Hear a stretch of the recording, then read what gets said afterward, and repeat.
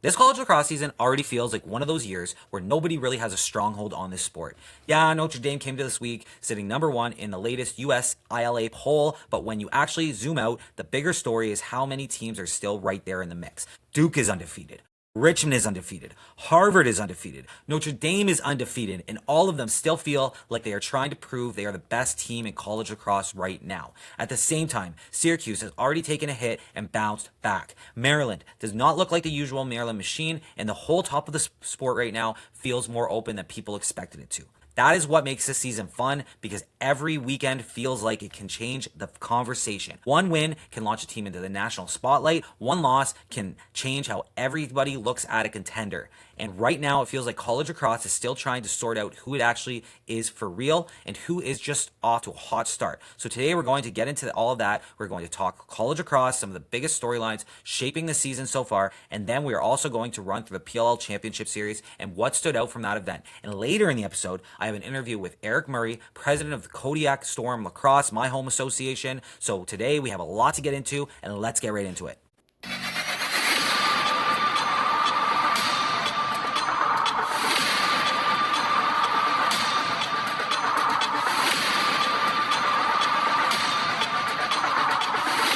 Welcome back. My name is Rick McDonald. I'm Anything Lacrosse, and this is a game that never sits still. Starting off strong, leave me a comment on what you want to see in these episodes or anything that you agree with or disagree with that I said in here. I love reading all the comments no matter what they say. Secondly, go follow me on all my socials. Hit subscribe if you're listening on YouTube. Oh, it's the Anything Lacrosse Show on most socials. Anything Lacrosse on TikTok as always. Always throwing up content. Join the Discord. I got all the handles popping up here on the screen. So join them up. Join them. It's a great community that we're building here, and we love doing it. So, starting off strong, we are going to get basically, I'm going to run through one quick thing, and then we're going to get right into the Eric Murray interview to start. Then I'll come back after that, and we'll be talking college lacrosse. Just to catch up, like I said, I haven't really had time. I haven't had time to do these second podcasts, and I'm getting back to it. So I'm recording this currently Sunday afternoon. We're going to do an interview with Eric Murray. I always like to thank anybody who took the time to jump on here and to give me their time. Eric is obviously busy. He does a lot of great things for Moncton and the East Coast, and especially New Brunswick, lacrosse, New Brunswick, all that stuff. He's more obviously doing stuff for Moncton, but because we are one of the major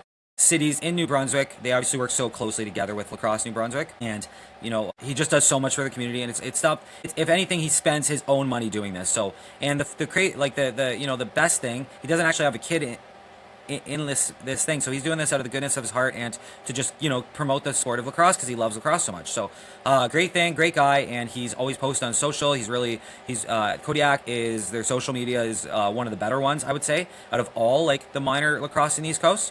Maybe I'm a little biased there, but it's really good. So anyway, we're going to be doing an interview with him. We'll be going into, like I said, we'll be going into college lacrosse stuff. I'll be going through all the stats, trying to catch everybody up, see where we're at currently, and then we'll be talking about the PLL Championship Series as well. That was really interesting. So with that being said, let's get right into it. So starting off strong, I just want to remind everybody that when I'm doing this, or whoever else is doing this, when you say something, okay, and you need to stick to game. And I've gone and said some stuff that's offside throughout doing content, because that's what you do when you talk about this much, when you say this much content, when you're putting up this much content, you're going to say stuff that you have to retract, or that you have to maybe could have said better, or maybe things that you said that you didn't have the right information or enough information. So with that being said, I do want to address, just people need to understand that this is you're over computer, right? So some things that I think people would say to people's overline, like some things you would type, you wouldn't say in person. And if you would, I just don't believe that people would say certain things. So I see stuff online and some stuff that's said to me or whatever that I know people would never say in person. And I just feel like online, if you're not going to say it in person, don't say it online. And if you are, then you're going to have to deal with some consequences down the road. Now, like I said, I've said some stuff that maybe, could probably make me deal with consequences down the road. With that being said, I've also come out and I tried to apologize for them, or I'm ready to deal with those consequences. So when that's the kind of the same idea, and anything I say on here, I really do I would say to somebody's face. Like that's why I try to stick to facts and numbers and logic and stuff, because then I can say it to their face. Where other people on here, I feel like what they say online, they would never say to somebody's face, because I just know that if you do, you'd get hit. Like there's nothing to talk about. So, I just want to kind of mention this, because I had some situations over the last week where people were kind of, I've seen a lot of stuff online the last week about this stuff, where people have been saying stuff that I just know that they would never say in person. So at the end of the day, guys, we're all just trying to bring content to this community, and we need to remember to keep it to lacrosse and not go personally, because when you start going personally, you start attacking people's characters. That's where people get their back up, and that's where things get escalated. And that's really all I'm going to say about that. I'm not trying to, I just really hope everyone can be respectful, because that's the number one thing.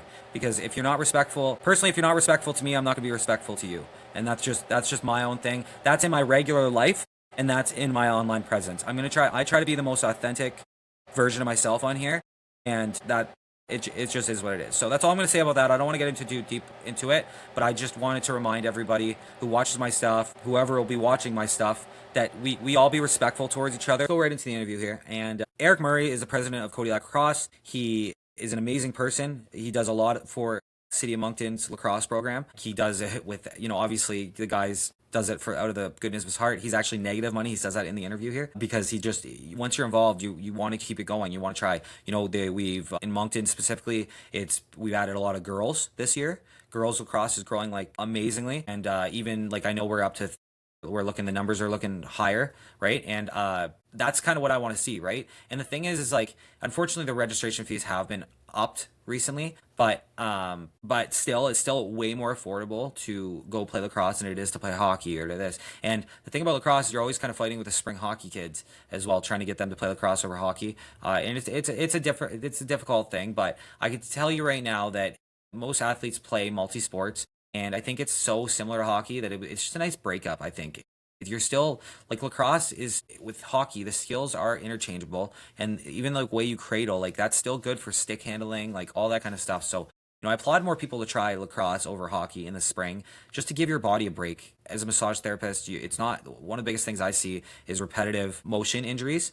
So, it's kind of nice to split it up. Like, don't get me wrong, at the end of the day, athletes are always going to kind of have that risk of being injured, but it's kind of just a difference, and it gives a different experience. And to be honest with you, like I always say, as much as I don't want to pretend like it's easy to get to the next level of any sport, lacrosse, for example, is a lot easier of a road than hockey is, okay? There's less kids involved, but also it's a growing sport, and you can get your university almost paid for with it.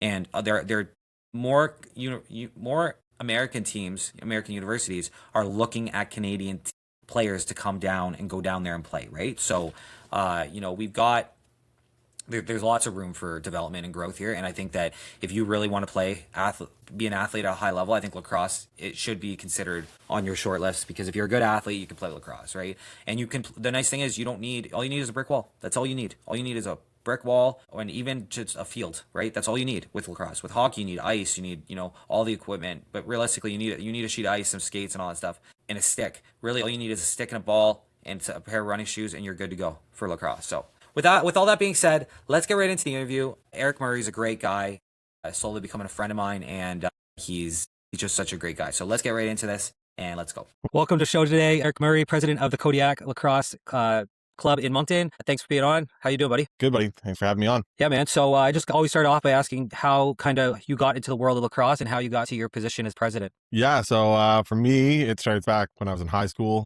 Essentially, for us, back when I'm 30. Be 38 this year. I think that makes sense. Yeah. So back when I was in high school, or before high school, there was no lacrosse in Moncton. So Kodiak only started in 2003 in the Greater Moncton area. So I joined in, I think the second year, like 04, 05, as the 2 years I played. Loved it. Kept up with the sport. Just something that I had a big passion for. Wish I would have played longer, like everybody else, but it just didn't happen that way. And then back in 2019, Kodiak, I had always followed the Facebook page, and Kodiak just put out a post saying like, hey, we're looking for people that want to help grow the game of lacrosse in Moncton. So I said, you know what? I will take the chance here. I will just show up to this meeting and see what they have and what I can do. I don't know anything about it. At that point, I'd been out of the game. I'd, gone to like Thunderbird games. I kept up with the NLL, was really big into in the PLL and all that stuff, and showed up, and they kind of looked at me and went, who are you? And I said, my name's Eric. And they're like, parent? And I'm like, what age group does your kid play? And I was like, I don't have a kid actually. And they're like, well, and so what are you doing here? I was like, just want to help grow the game. And from there on, they're like, perfect. That means you can't age out. Or if you do have a kid, you're at least here for like 18, 20 years, which is the situation now. So they just said, yeah, we're going to try to help you. If you want to help, we can. I just kind of gave it my all, help with social media stuff. Eventually, obviously 2020 they didn't play as the season was getting ramped right up. Obviously the world turned upside down. The 2021 came along. I started coaching, helping with coaching and stuff. And then now it just led to from that to, hey, do you want to be the vice president? Because I was getting really involved in a lot of stuff. And then Paul, who was the past president, great guy. If anyone's been around Kodiak, you've seen Paul around the rink. Or if you've come to one of the Sunday free trial lacrosse sessions, it's usually me and Paul running them. But Paul said, like, hey, I just don't have it in me to be president anymore. I'll still be involved, but could you jump in and take over president? So I said, give me an extra year. And then to last year I took over. And then this year is kind of I said last year is like not really my first year because I was still like kind of going off of what, had been done previously. And then this was my kind of like my first year to kind of put my own hands on everything. So long story short, or long story long, I guess, in this situation. And that's kind of how it all happened with me. So yeah, man, that's actually a really good transition because it kind of lets him still kind of somewhat oversee it, but let you have your reins and he can kind of give you his input. But now you're on your own and you're doing great things like the social media stuff, all the merch. You're doing really great things for like lacrosse in New Brunswick and in Moncton.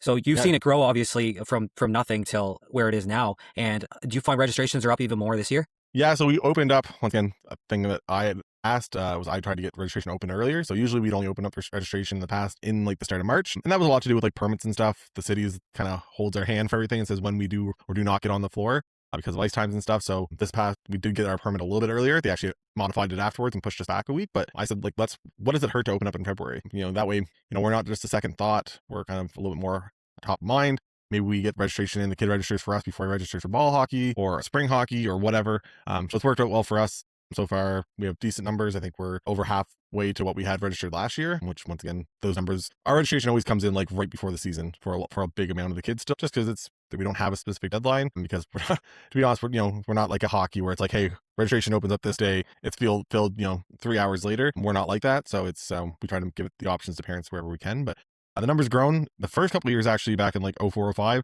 it was massive. It's bigger than it ever is now. So like they used to have for like U17, we had like 4 teams the 2 years I played, which is definitely not the case now. We have like 1 to 2 teams now, but back then we had 4 full teams along with I think like U13 or something had like 6 or 8 teams. Like it was big. And then obviously things go on. Spring hockey becomes a thing in the past 20 years. Spring basketball, spring baseball, spring football, spring insert sport here, and you have a spring version of it. And so that's kind of obviously hurt lacrosse numbers a bit. But then over the last 4 or 5 years, we've kind of brought it back up to what we are now. So yeah. Yeah, I find like I think I know a lot of Brady's friends have my son. He's like they've signed up and they weren't ever in lacrosse before. So we're trying to grow the game, but even I don't think a lot of people know about lacrosse. Like it's just not something that crosses their mind. So with all the stuff you're putting out, I think it's getting out there more, and that might be how it is. And are you? I know it kind of seems like last year there was 1 team, but it sounds like there's going to be more than 1 team in at least U13 this year. Are we going like team A, team B, or are you just kind of trying to make all the teams even?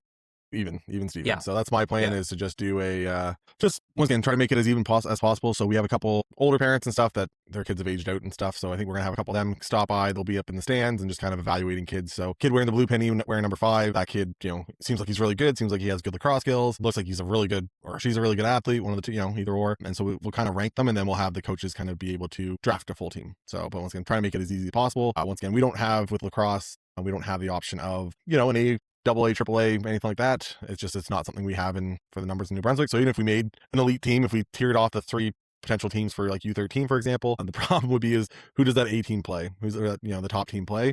They're going to play the other 2 teams. So it just doesn't make a whole lot of sense. So I'm just going to do it even. I know there's always been talks about, can we get an elite team? Can we get this? The provincial team offers that right now. If you want to play elite, that essentially is what it becomes for our area. I know we tried it for last year for like a U15 team, but it's hard. Like I said, it's a lot of those kids that are elite athletes. They're also playing something else elite. They're playing a spring hockey, a spring baseball, whatever. So it's hard to get a commitment to do an elite program. And once again, you kind of have to try to find a place for them to play. So I know, like I said, we tried it last year with U15, and it just didn't seem to work out well. So just try this model instead. Last year we had a lot of kids. We had 30 something kids last year, 34 kids or 36 kids for U13. So now and we kind of had them divided up into 2 teams, and they went to different tournaments. But now we're kind of hopefully going to just do the full, here we go. We're going to draft them 2 weeks after, and that should work out for a lot of stuff. So now I know last year we did about 3 tournaments or 4 tournaments or something like that. The year before, I know you had mentioned you had did like 10 or something. Like, what is the sweet spot for tournaments, do you think, when you're running these? Yeah, so I like personally, once again, there was, I think like last year I tried to keep everyone to 1 away tournament, then our home tournament. And then there's options at other stuff too. But I think, it's such a short season. We're talking, 10, 11 weeks for this. It's hard to convince. Like I know 2 years ago we had our U13 team. They played for the Peter Fox, which is the St. John tournament. They played the Harvey tournament. They played the Fredericton tournament. They played the Kodiak Cup, and then some of them went and played the Riptide Cup or whatever it is at the very end of the season. So it was 5 tournaments, and I understand some kids can do that and some families can do that. That's a lot of money over a 2-month span to essentially ask these parents to, hey, go shell out 10 grand for tournaments between hotels and travel and this and that, or 5 grand or whatever it is, thousands of dollars. So I've kind of put it to more of a, hey, we're going to play some more inter squad games. We'll kind of have this little, Kodiak schedule and standings and whatever. Because there's a bunch of other stuff coming this year with like a provincial championship. And so we'll have to figure out essentially what it's going to be from early things from lacrosse New Brunswick is it'll be 2 teams per MA per age group. So essentially, if we have 3 teams for U13, we get to pick 2. So we got to find a way to send out which 2 it is. So we'll play some inter squad games, and then we'll have one away tournament. Typically it's Harvey or Fredericton, and then we'll have our own Kodiak Cup, and then we'll have a provincial championship, which will be at the end of the season. I think it's like end of June, maybe. They haven't given us an exact date yet, but that would be kind of the plan for it. So once again, I don't like going too crazy. That's just me. I just one tournament, one away tournament, one home tournament. That gives you 2 full tournaments over, like I said, over 2 months. That's a lot. I don't know. Maybe I'm on the outskirts, but I never want it to become where it's like parents just feel like they're overwhelmed and they can't make it. And then kids are like, well, I wanted to go. So this way, if we do set it to 1 apiece, it also allows us to say, hey, Team Eric is going to this tournament. Before what we had is we didn't have massive numbers. So it kind of worked more where it was like, oh, we only have 18 kids or we only have 20 kids. And not everyone can go every time. So we end up with 14 kids that can go into those tournaments. And so it's not as bad. Well, all of a sudden you get 34 kids. And so how do you decide who goes to what tournament and how do you make teams and stuff? So this is, I think, the easiest way to do it. So there's obviously, if you go travel teams and everything else, there could be a whole lot of other options, but I think we focus on this and then we can kind of build it out from there. So. Yeah, absolutely. It all has to start with a good foundation. I know that lacrosse is growing big time all over, especially in Nova Scotia. And you kind of look at other programs and stuff, but New Brunswick is growing, and we have the Founders Cup this year here. So what do you think about that? Like, I know Moncton just got a junior B team. That's going to be the first time. So why don't you kind of run through the Mavericks there, which is, like I told you, like the logo is really cool. And it's awesome that Moncton's getting a junior B team. Yeah, so the Founders Cup's awesome. Obviously, you'll see that with like the Rapids and stuff from St. John. So it's the first time we have a junior B. We had a junior A team, and that ended up becoming what is now the Rapids, kind of once again through the 2020 year, and everything else. So the Rapids became their own entity, which is awesome. It was good for them. And now we have the Junior B, which we've kind of expanded to say, like for Junior A, for example, it is just Nova Scotia and then St. John. And so now we have for the Junior B, we have St. John, Fredericton, Moncton, and PEI in our division, and then 4 teams in the Nova Scotia division. So it's exciting. A lot of guys are really excited to get to it. I had actually taken the logo from before, and there's been a couple different iterations of that logo, some different jerseys and stuff over the time. I kind of, used the magic of, ChatGPT and all that stuff and just said, hey, take this, put these colors into it, make it into this. Once again, just trying to bring kind of some consistency between Kodiak and Mavericks. So if a kid wears, that royal blue and gray and black and stuff in, U13, U11, they can kind of hopefully grow up and play with the Junior B Mavericks. And they'll wear the same colors. They'll wear the same blues, the blacks, everything else, as they have kind of their whole career. Once again, I just think branding is consistency. So if you can kind of do that, that's kind of the best way to do it. So it's exciting. It's, like I said, it's we'll have 3 to 4 we'll probably have 3 regular season home games this year, and then a couple in the playoffs, and then the actual championship will be in Halifax this year for Junior B, to whoever make the top 2 teams from our division, whoever makes it. So it's exciting though. It gives those kids an option of where to play afterwards, which is the issue right now. We do have a lot of kids that play, that travel to St. John twice a week. And I know people in Ontario that they listen to this will say, what do you mean they had to drive an hour and a half? Like I have to drive an hour and a half to go anywheres in Ontario. But that's obviously not the norm for us here in the Maritimes. If you're driving an hour and a half, that's a lot. So it's exciting to see those kids not have to make that travel if they don't want to. And like I said, it just gives the chance for a 17-year-old to actually make the team where, like, for example, the Rapids this year are going to be a very good team. So the chances of a 17-year-old from Moncton making that team this year are probably not that great. So this kind of gives like good option. And I know so far the numbers are for the tryouts and stuff have been really good. So we should easily host a full team and probably have to make a couple cuts, unfortunately. Well, it is an unfortunate thing, but it's actually kind of a good thing because then, you're getting the best of, the best players available. Also, there's definitely that link that's missing with the East Coast and development. So it's nice to see more of that coming as well. I know a lot of the guys will go to Ontario or BC to play, like Ashton Brown. He's out of Cole Harbour, and he's playing in Poco this year. Okay. He's been playing in Poco. Is there anybody that New Brunswick that you've seen that has gone that route? I know like there's been a couple guys from St. John, Noah Fletcher actually, who is one of the goalies that's running that goalie clinic. So he played last year at Junior B, plays Junior A for the Rapids, plays Junior B in Ontario this past year, and he's going to play Junior A in BC this year. So exciting times for him to kind of get out there, show off and do what he can do. So it's exciting for him. There's been, like I said, a couple guys throughout that played either university ball or once again played in college or played in universities. And so there's been a lot of good development over the years. So this just gives those kids an extra option, the option to keep on going, right? So that's the dream, right? It's even just to just continue playing the game. It's, obviously it'd be great to everyone to make the NLL or or PLL or some kind of, higher pro level, but it's even just people that love the game, right? So it's like, if it's 17, you can no longer play anywhere. So it's, this just gives those kids an extra option while still being able to practice and stuff at home and not having to travel those crazy hours to play junior and somewhere else. Yeah, lacrosse is a different sport too, where the pros really, you don't go pro until you're about 24, 25 anyway. Yeah. It's a long road to get there. And I find the better route to look at it, instead of everyone goes pro, it's like if you can get into a university and get a scholarship, especially down in the States. And I know out in BC, they're really starting to pull from that pool. I would love to be able to make a connection with people from down here. Cause like I was watching some of that goalie clinic that you guys had, which we'll talk about in a minute. But those goalies are good. Like you had a couple from PEI come up. Like, kind of give me a rundown about the goalie clinic, how you got him to come down and run it. Is that something he's from around here, or is that just kind of? Yeah. So Fletcher's from here. He actually goes to school in Fredericton right now with UNB. So he's a great kid. I think he's 21 years this year. Josh Rosie's coached with us for a couple years. He had to take a year off last year, but Josh also played for the Mavericks back when he was of age to play for the Mavericks. So like I said, it was something that goalies, unfortunately, in a lot of sports, practices are never built around a goalie. Because there's one goalie on the floor, but there is 20 other kids on the floor that you have to try to give them something, right? So it's hard to really critique and really stop a practice to kind of teach a goalie. So this was my kind of hope to say, hey, let's get these guys out here, get them out before the season, and they can kind of practice and kind of figure out the craft and have these two really good goalies that have done it at a high level around here, give their feedback and try to give their opinions on how to fix it. And once again, so we have all kinds of different ages. We have, I tried to get some U11, couldn't get any U11s this year, but we have four U15, four U13s, and then we have two U15s, and then we have the junior B goalie, which is Alejandro. So he'll probably be the goalie for the junior B, along with, like I said, a couple of goalies from Fredericton and some goalies from PE, and one from Harvey too. So once again, a lot of goalies from all over, but like I said, it's just to try to give back. Even like I said, I wasn't expecting the goalies from everywhere else to sign up, but we decided that was fine. Once again, trying to give everyone a better chance and help all these goalies become better. And if we can be the host for that, didn't charge anything. Just we rent it under our own dime, same as all of our equipment. We just try to provide all the kids with new goalie gear and stuff, and trying to make sure that they're good to go if they need it. So it's just exciting. Like I said, it's as a guy that played goalie many years ago, I laugh at like the kind of gear I wore. I've shown a couple pictures and stuff. It is not definitely was not probably size appropriate. I was definitely not wearing Cat 3 like some of those guys out there yesterday. So, but like I said, just trying to give them the more options and trying to give our goalies the best chance possible going into the season. So yeah, that's amazing that you guys put that on. And you're right, there's not enough like specific goalie training. There is a place called the Goalie Factory out in BC. I don't know if you've heard of them. Yeah. But they do goalie specific training. They're bringing up a lot of really good goalies. But this is kind of the stuff they kind of do. So that's really good to hear that. And I mean, obviously, if you're having people come that far to come into these clinics, like they're obviously needed, Yeah, and then there's nothing else. There's never been a thing, right? So I'm sure there's been some private stuff. I know they like the Rapids, for example, have a very good goalie coach and stuff. And it was just like I said, I know Fletcher enough just because, like I said, he's from here. I don't know him well. I just kind of knew who he was and followed him and stuff. He played high school field lacrosse, played goalie there for a couple of years for us. Played box obviously back in the day when he was younger, but he's been playing for the Rapids now for 4 years or whatever it is, 4 or 5 years. So just exciting to see once again him give back. He's a very vocal kid, which is good.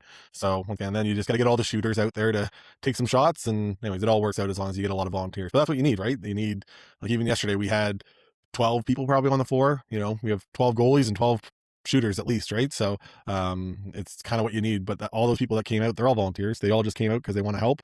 / I asked them, half of them, but that's what you kind of need to have. So yeah, absolutely. I mean, it's the volunteers that really make it up, just even yourself, right? But how hard do you find it is to get people to volunteer, and what do you find you need the most?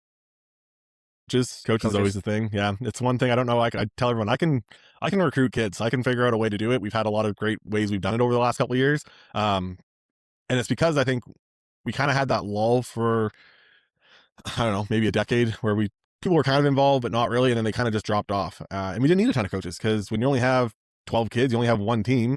Well, you don't need to have, a bunch of coaches. Well, now all of a sudden we've kind of grown from, hey, we had teams of like 14 kids to now we have teams of, now we have 34 kids or 40 kids in a age group. Like our U13s already is 26 kids registered, when we're a month out from the season plus. So, coaches are definitely the hardest thing. And it's because a lot of parents don't feel like they know lacrosse because they didn't grow up with it. They never played it. So they're like, I don't know lacrosse. I can't coach it. And I kind of tell everybody, you don't need to know it. I don't even need to know how to throw the ball the best. We'll have other people there. I need an adult that can like actually coach and just figure it out. And we'll give everybody, we have a handbook. The way we do ours, because we're limited on like floor times and stuff, like we all practice together and we'll do stations. And as we try to figure this whole thing out. So like you're never alone out there. You always have people to ask. But it's for a lot of people, they just have never done it. They've never played. They've never thrown a ball. So they're like, I don't know if I really want to be a coach. I don't know if I really want to get out of my comfort zone there. So that would be definitely, I would say, the hardest thing for us is to get coaches. Once again, we try free training, free this, free that, you name it. We kind of do it all. You pull, the odd dad onto the floor or the, mom onto open a bench. But it's harder and harder and harder to get parents get involved. And I don't know if that's just, I feel like I hear that for a lot of other sports too, but I feel like it's harder to get more and more parents out there to kind of join in on everything. Yeah, I mean, I think it's got a lot to do with like so many people need 2 jobs, like, you know what I mean? Yeah. The economy and everything. Like even me, I had to move my schedule around to be able to coach, but I wanted to do it. Another thing that Poco's doing, Parco Clitlam there, is they're taking a group of people, a group of coaches, and they're sticking with those teams from those group of kids from like U11 all the way up. And it's really been successful. If you look at their program, it's really done really well. And it's kind of, they're involved in those kids and invested, right? Yeah, and then we got that with like our U15s. The only problem you run into eventually is like our U15s might be around the same number as our U13s this year. So we've had 2 dads in Duncan and Blair who stepped up many years ago.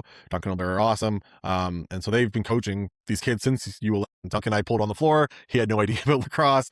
And he's just learned about it. He loves the sport. And Blair's son actually plays for the Rapids as a goalie, and his daughter plays. And so they've kind of come up through it. So they've been the coaches. They were U11. Okay, now they're U13. Now the last 2 years they've been U15.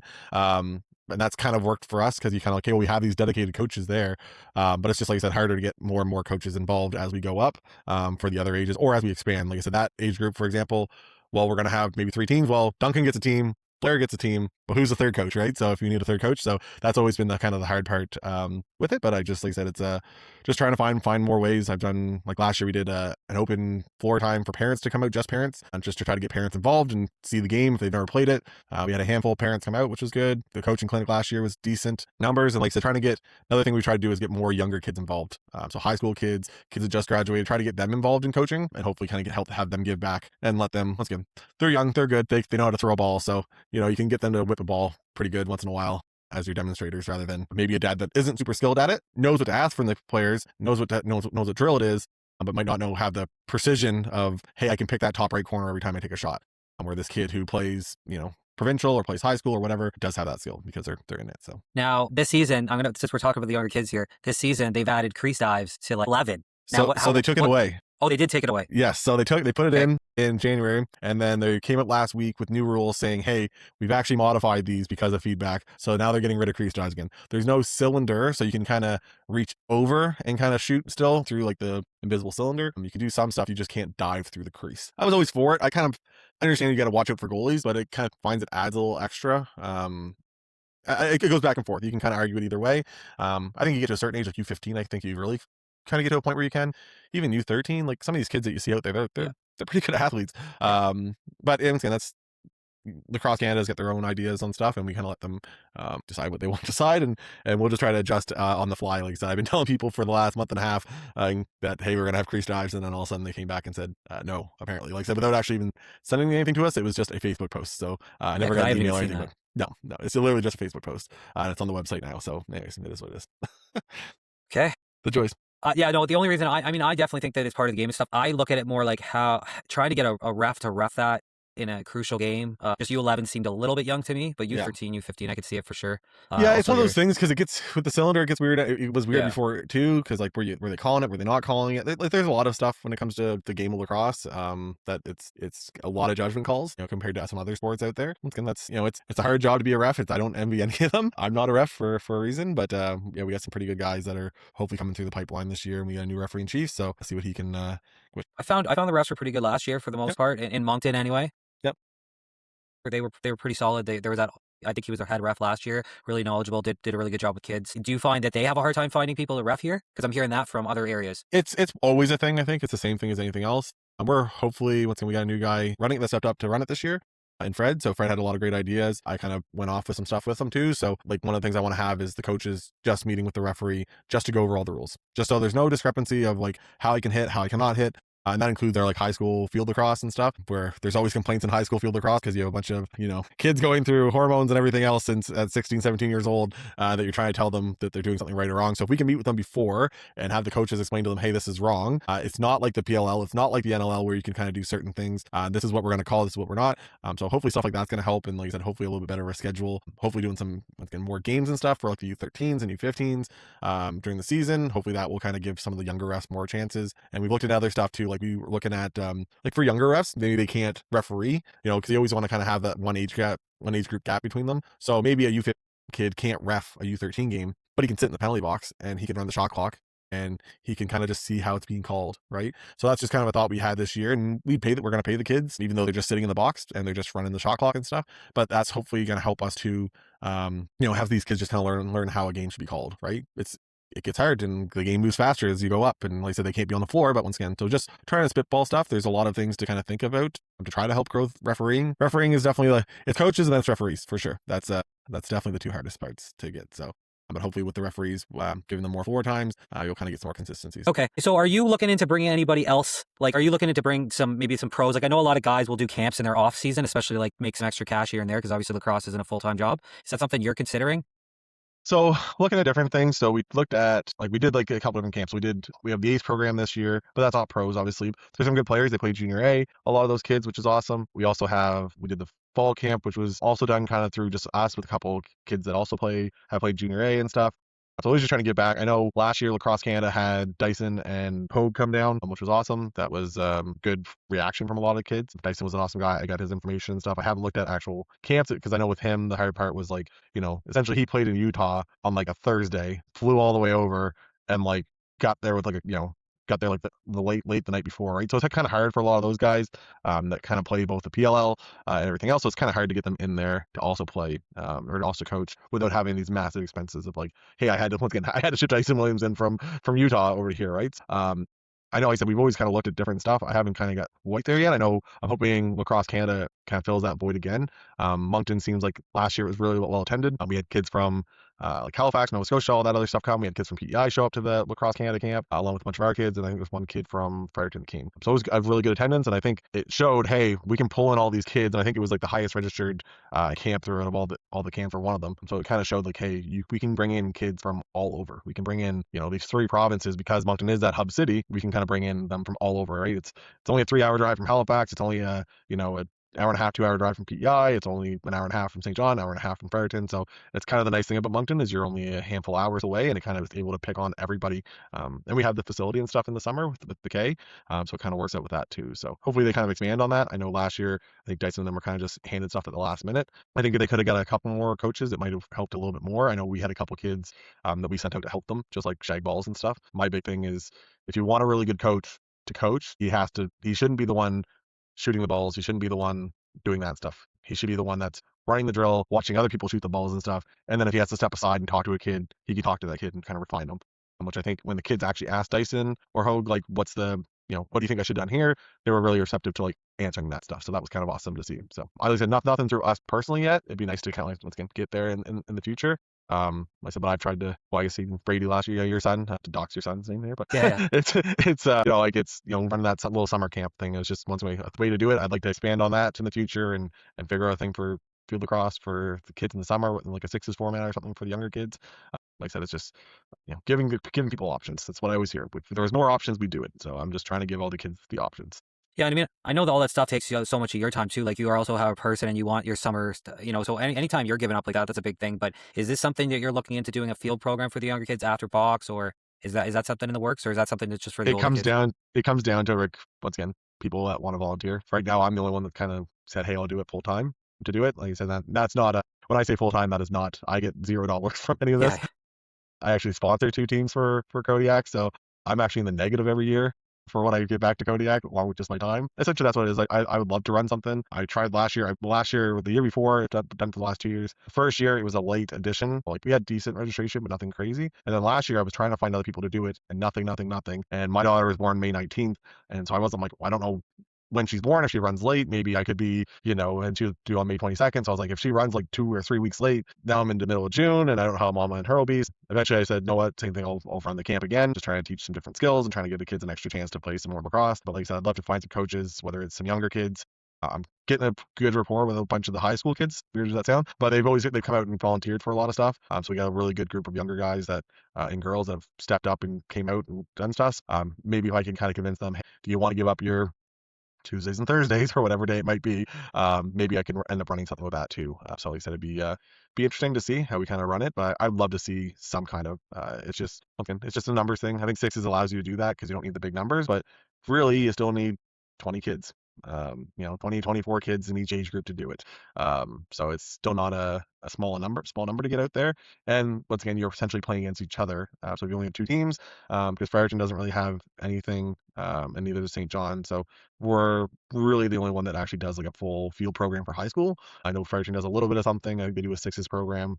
And St. John, I think, brought theirs back last year, I believe. But ours is like the only one that's like a true full field program for high school. And then we added the girls league in last year too, which is awesome. So Yeah, I mean six is I know there's a lot of mixed emotions on sixes and mixed opinions. I am for, I think that it needs tweaks, but I think there's definitely got a lot of like benefits to it. And I think that's probably what we should probably lean into, because it is the Olympic style game and it's fast. It's almost a little too fast, but it's fast, and it's I kind of think that's the future of that outdoor lacrosse personally.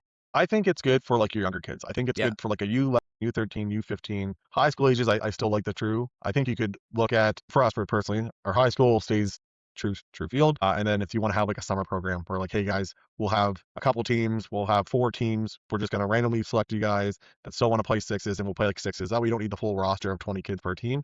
You can kind of do that. Once again, for us, that's what we do for our girls program. Is we don't run a traditional female field program. We run sixes. It was kind of just what we thought would work best. A lot of our girls play box, so they kind of was an easy transition. And it's funny, actually, I told Dyson Williams, the Canada camp here, Cross Canada camp, and his dad coached with the girls team for Lacrosse Canada. And I told him that's what we do for it. And he goes, that's what my dad's been like harping on. My dad would have loved that idea, because that's what his dad thinks they should do. And that's a lot of people. Everyone has their different opinions.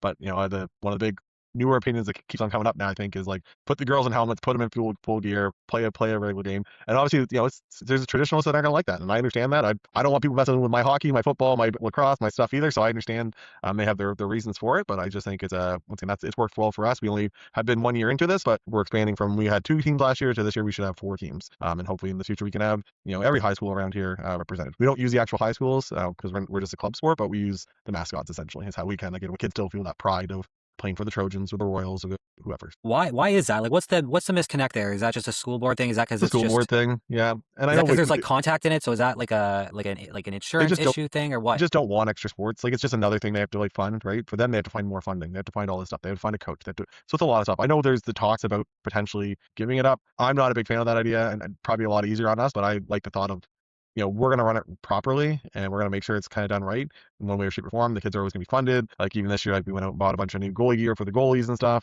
to try to make sure everything is good for the field goalies also.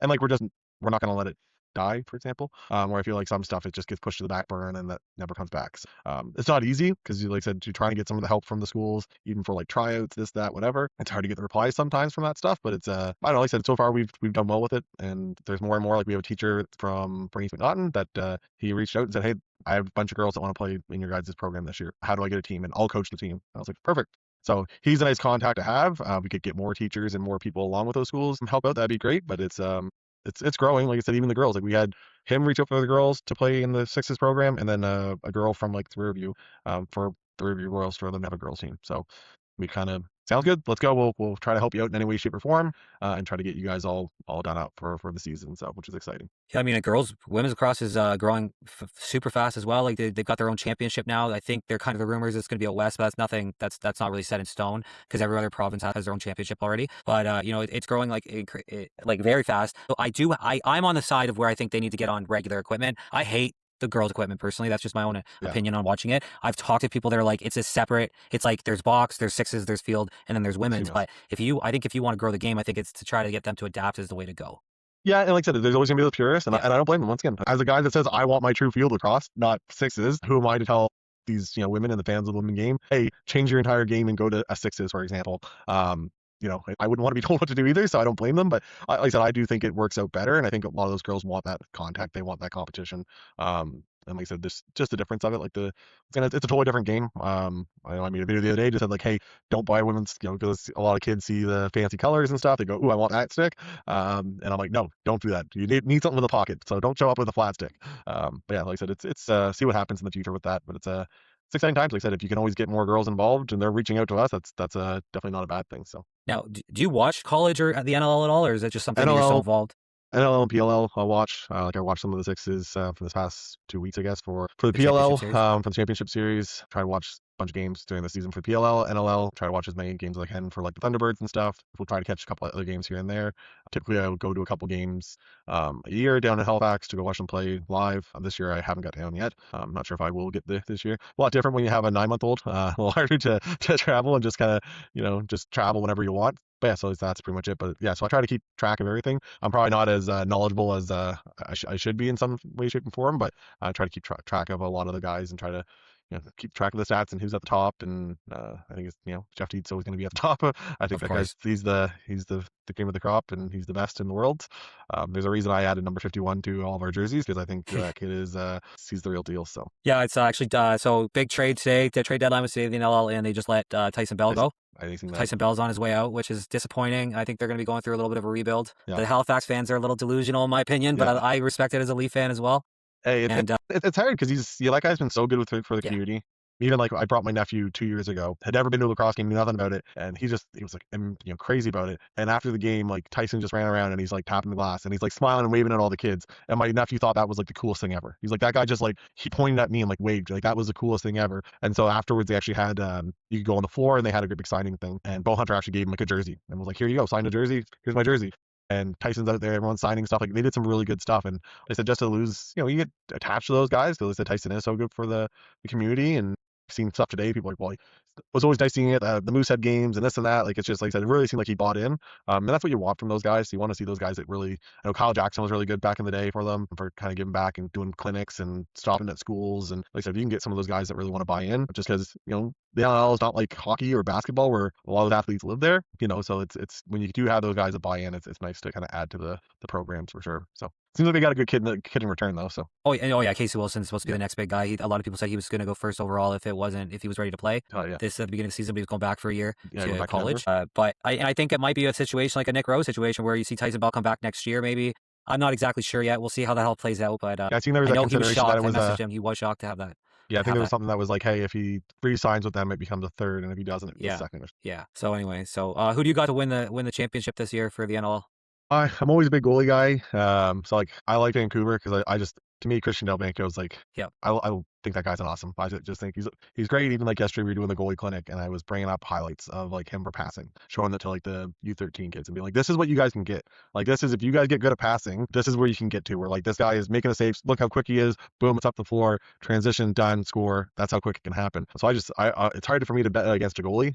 I think if you get a good goalie, that's obviously to me, that's the top. I know there's, Colorado's in there, Saskatchewan, Brett Dobson with Georgia. I think he's another good guy, but I don't know. I just think you put Delbianco out there against anybody else, I'm probably going to pick him just for no reason other than I just think the kid's pretty impressive. So not so much a kid anymore, but.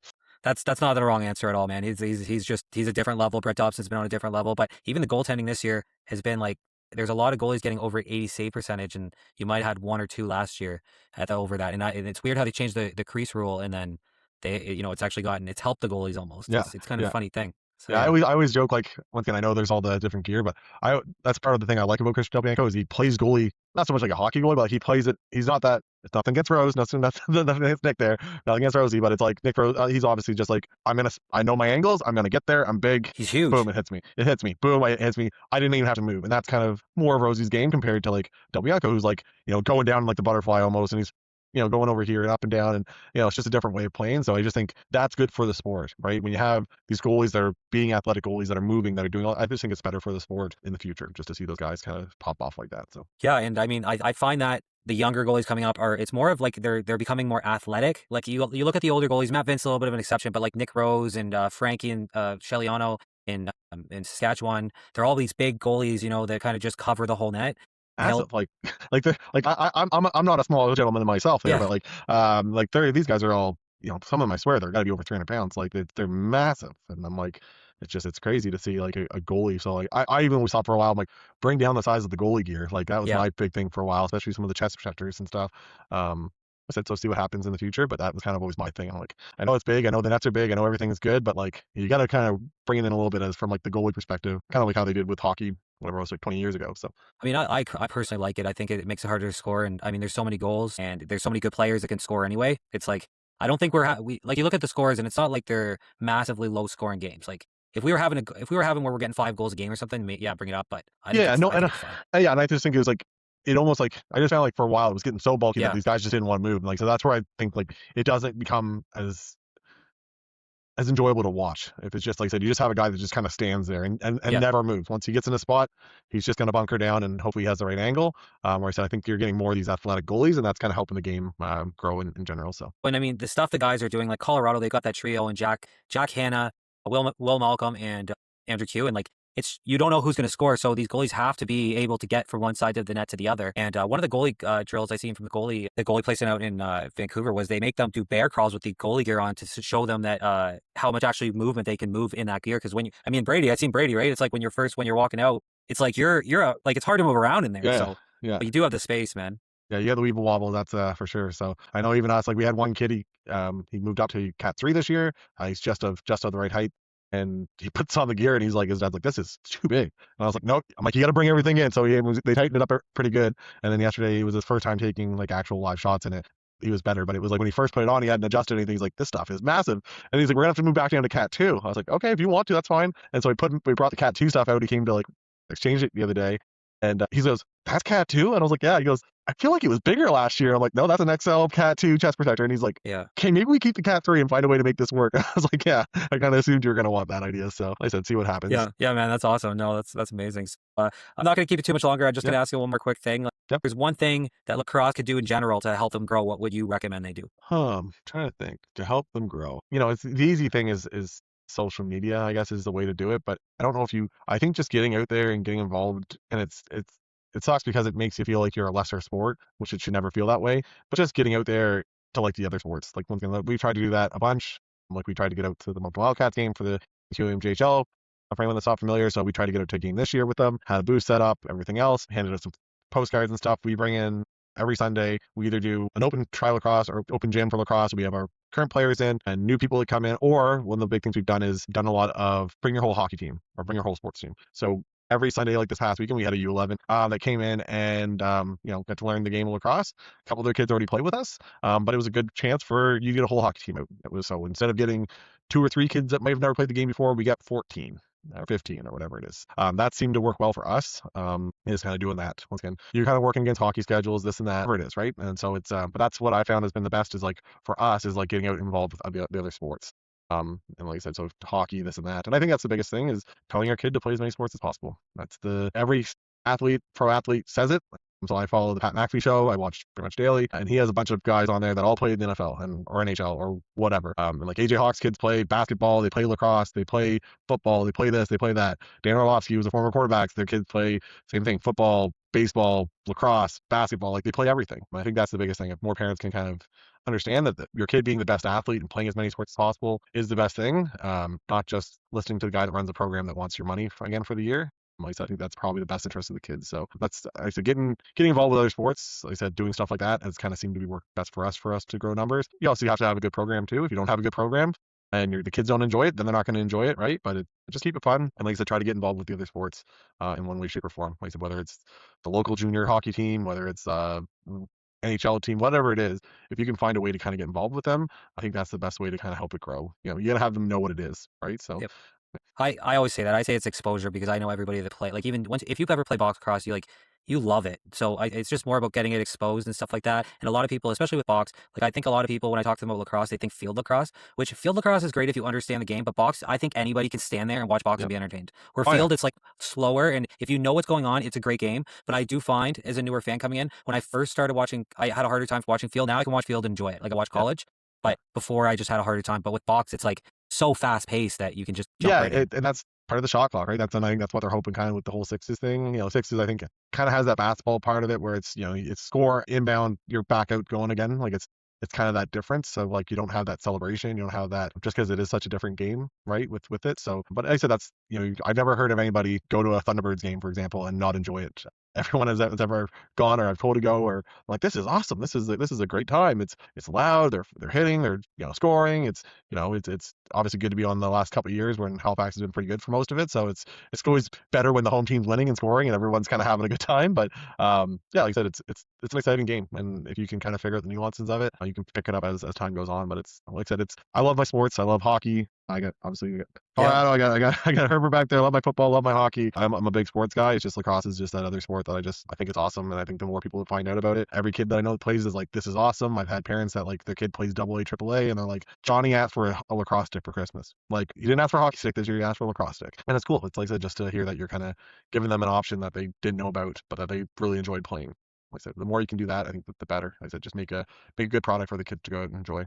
Absolutely, man. And I do want to I know that I don't want to say it's an easy route by any means to become to that next level, but I can tell you if you dedicate yourself to lacrosse instead of hockey, you have an easier route to get to a higher level, whether that plays junior A in Ontario, junior B in Ontario, college level, even into the pro, the semi-pro. Like there's not as many guys looking trying to do it. And if you dedicate it to it and you're already good, you can make that jump. Yeah, that's like I said with us with like the junior B, even the high school. Like Yep. we brought in the BO system last year to record all the games, so we have full highlights and stuff. So if the kid decided, hey, I want to make a highlight tape of all my plays, they're able to, right? So it's just trying to give these kids more of an option, even junior B, right? Like how often, and then for hockey, could you say, hey, you have the option to go play junior for hockey, whether it's for anything, for the Flyers or for the Wildcats or whatever it is. The chances are you might not have that chance, or even Team New Brunswick. Like we had a lot of kids go out and play for Team New Brunswick this past year, in U13, U15, boys and girls. Like they played really well. And once again, all these kids had the chance. Why? Because there's not 4,000 kids in the province that are playing lacrosse. There's only I don't know what the number is right now. It's probably like 450 kids or something like that for the province of New Brunswick. So the more kids you can get out there, the more opportunities. Whether it's college, whether it's just junior, whether it's just having fun. So just have that chance to get out there. Absolutely. Anyway, I appreciate you being on here, man. I hope Okay. I didn't take too much of your time. No, And it's good. thanks, man. Thank you, man. Appreciate it. Bye.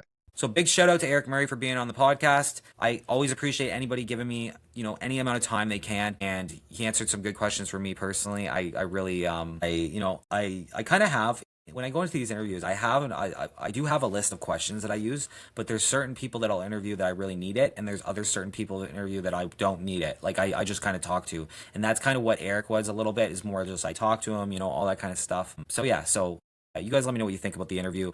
I definitely knew I needed to have him on here. You have to have your own association on here first before you have anything else. So before I got into Ontario teams and all that stuff, junior A programs, I wanted to have him on the podcast before I had anybody else. So shout out to Eric, shout out to Codiac Lacrosse.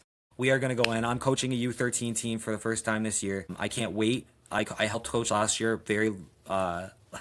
Use that word very lightly, I always like to say, but I coached the U11 team last year. My sons helped do that. So this year I'm gonna get to coach a U13 team. Can't wait, pumped. There's gonna be about 3 teams, and we're doing some away tournaments, all that stuff. Eric talked about that in the interview, and it's gonna be awesome. It's gonna be a great time. There's a big rivalry in Moncton between St. John.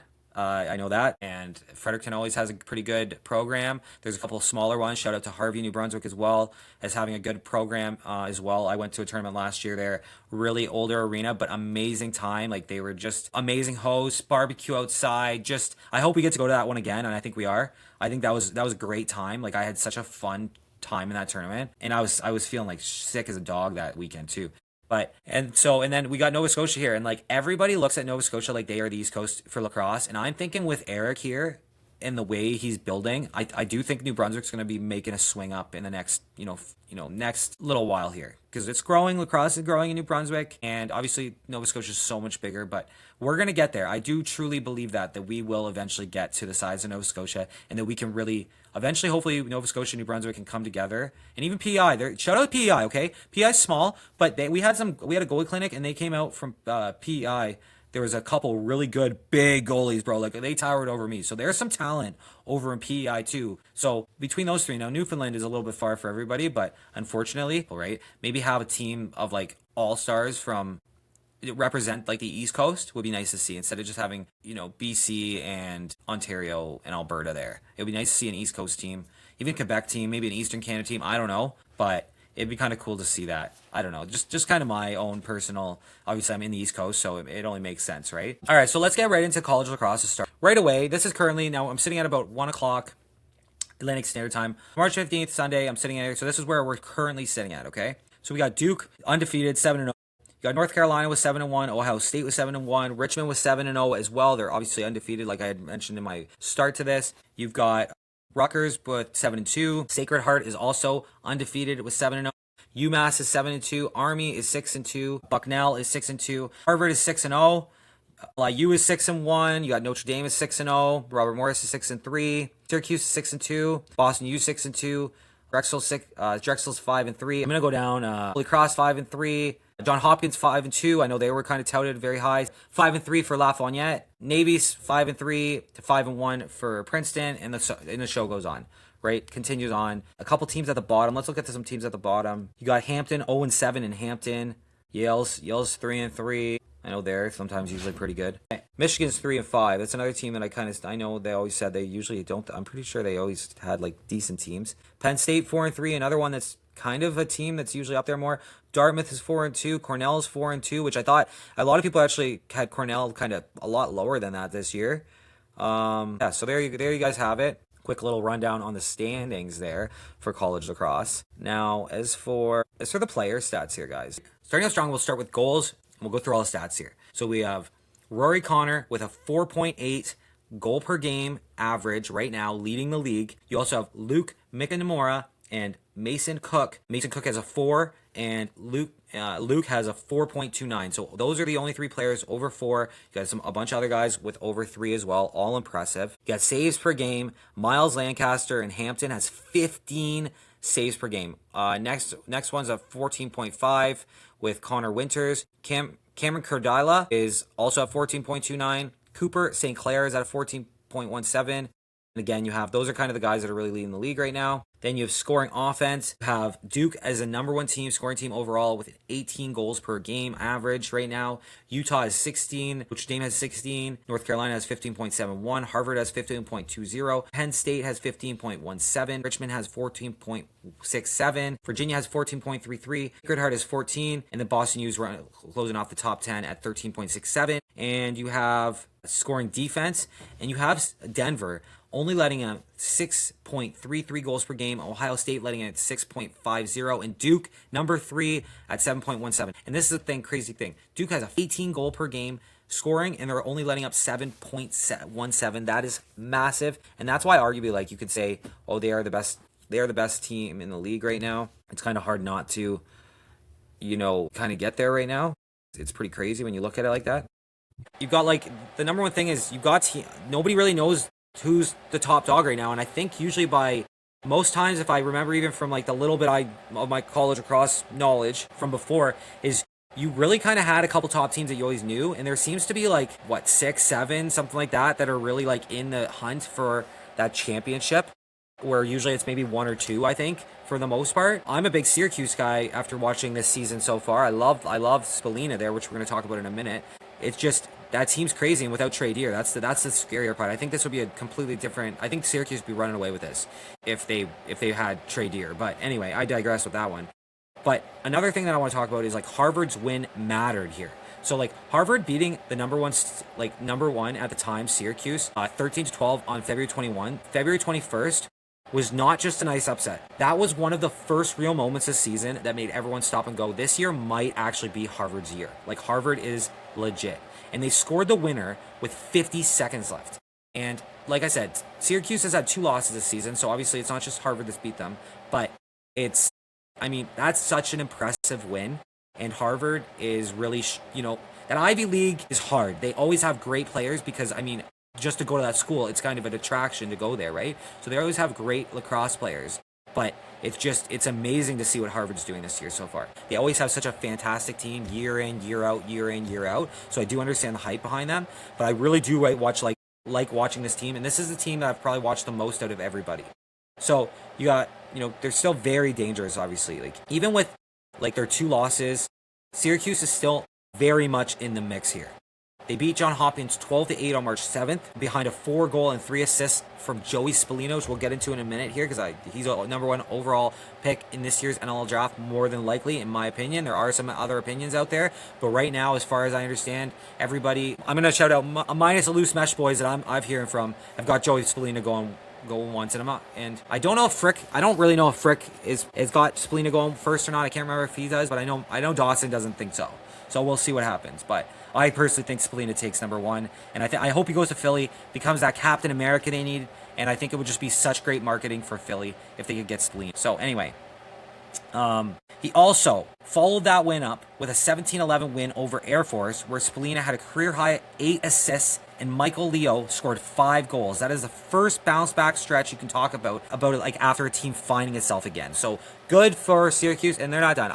Like, to be honest with you, I'll be surprised if Syracuse doesn't win everything, just because, and I mean, that's probably a basic answer. Like, I know they're like the Dallas Cowboys of the NFL or the Toronto Maple Leafs of the NHL, or, you know, the Yankees of the MLB, and I love it personally. But the nice thing is they perform though, right? They do perform. I want to start talking about Joey Spallina again, like for a minute here, because like I said, he's just been phenomenal this season. He's broken records this season, and the kid is special, and he's going to be going #1 overall in the PLL draft and probably NL draft as well, right? So the NCAA stats page still has Joey Spallina listed among the current individual stat leaders, in his recent production backs that up. So he's in the conversation to be the first overall pick. Whether that, I mean, there's a case to be made for a few players, I know, but I know a lot of people are calling him that. He's got a lot of high touts. Like I said, he's just breaking records, everything. Like, the kid's just such a special kid, and I can't wait to see him in Philadelphia next year when the NL season kicks off there. So it's going to be great. And I think that they can go all the way. I don't think there's a world that you can count Syracuse out this year yet. So we'll see what happens. So yeah, like right here, Joey Spallina has 18 goals, 21 assists, 39 points, 13 ground balls, and 2 caused turnovers. He's got 12 turnovers, 53 shots, 34 shots on goal. Pretty impressive if you ask me, personally. He's got a 12-point gap on his next leader. Okay, so there you have it. There's your quick little recap of college lacrosse. We're gonna see what happens. Like I said, I've been watching some games. I just haven't wanted to watch as much as I wanted to. But I think it's impossible, like, to see all this. So I'm trying to keep up on it, all that stuff. As we get closer to the actual, like, you know, that Final Four weekend, I'll be talking about it more and more. But I'll still try to come on. I'm gonna still try to do a weekly podcast about this.